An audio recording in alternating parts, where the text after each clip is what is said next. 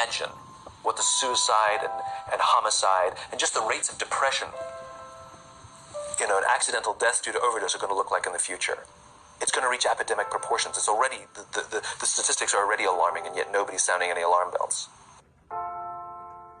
Parents have to intervene. We have to stop giving our kids free access to social media and phones at young ages. They are not ready for it. Their minds cannot cope with the dopamine.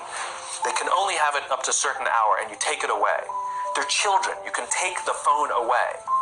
We've got to intervene as parents. But as companies, we now have to deal with the influx of kids that are coming into our companies with addiction.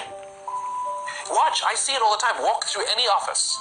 You'll see the older employees have their phones on the sides of their computers as they're working. You'll see the youngest employees have their phones face up in front of their keyboards between their arms as they're working. And this is how they work.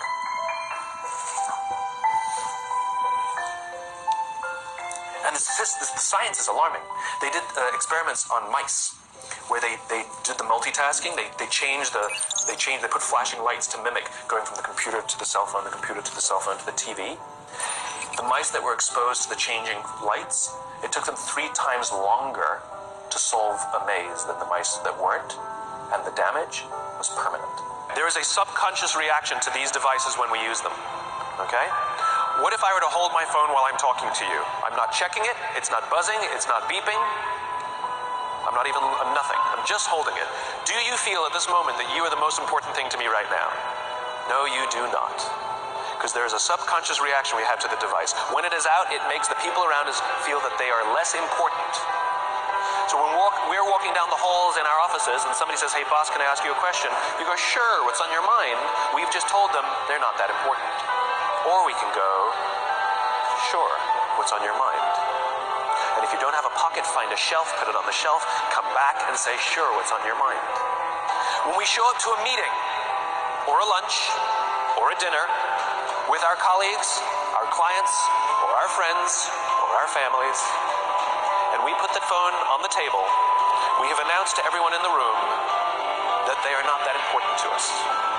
And by the way, putting the phone upside down is not more polite. My favorite one is in the meeting or at a lunch with someone that the phone will ring and the caller ID will pop up and they will go, I'm not going to get it. Oh, so magnanimous. Oh, lucky to eat with you today. Or they could just put the damn thing away. You can tell how addicted we are. When somebody pulls out their phone when you're with them, how uncomfortable does that make us feel? You're walking down the street with someone, they pull their phone out. We feel stupid, so what do? We pull our phones out. We're so addicted. Somebody goes to the bathroom when we're at dinner, and what do? We have to sit there by ourselves. God forbid we should look around the room for 5 minutes. We pull our phones out. Meetings, awful. What do we do when a meeting happens, right? Everybody's sitting waiting for the meeting to start. Bob's running a few minutes late. Bob's here? Okay, start the meeting.